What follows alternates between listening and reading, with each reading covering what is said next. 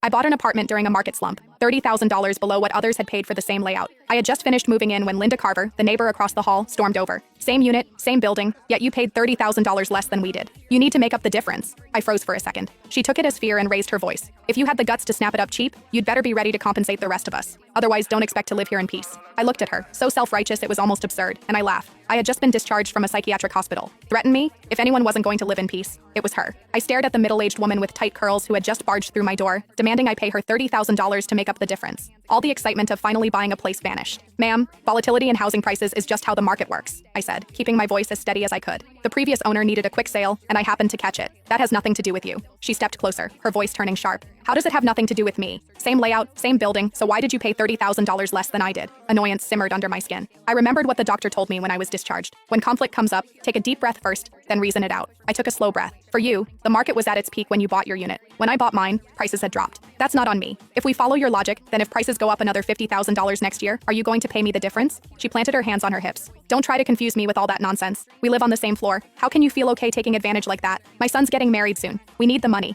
You bought it cheap, so you make up the difference. If you don't fix this, don't expect to live here in peace. I let out a short laugh, irritation bubbling over before I could respond. She suddenly lunged toward my luggage, reaching straight for my bag. Where's the money? Hand it over. $30,000 and not a cent less. A flash of anger shot through me. How could someone be this unreasonable? I was just about to pull out my phone and dial 911. The moment she saw what I was doing, she spun around and headed back to her unit. As she left, she tossed over her shoulder. If you don't pay up, we'll see how long you last here. I gave a cold laugh and ignored her, shutting the door behind me. That afternoon, I went downstairs to Harper's Corner store to pick up some essentials. Denise Harper, the owner in her 50s, scanned me up and down before asking, "You just moved in? 6th floor?" I nodded. She glanced outside, then lowered her voice. "Linda Carver from 601 just posted in the resident group chat saying you bought the place to run some kind of shady business." I froze. "What?" She sighed. "You got that apartment cheap. Their family can't accept it." She pulled up the chat and showed me. The messages were filthy. Linda Carver. At everyone. What do you reckon the woman who just moved into the 6th floor does for a living? I've lived for over 50 years. I know how to read people. What decent young woman lives alone in a place that expensive? You all know what that means. Now that you say it, yeah, that's suspicious. Where would such a young girl get that kind of money? Those kinds of gigs out there pay fast. Don't let her ruin the atmosphere of this place. Heard she's not bad looking? That makes it even more likely. Anyone got her contact? Just curious? Haha, not gonna do anything. Denise shook her head. They drove out the last person who lived in your unit the same way.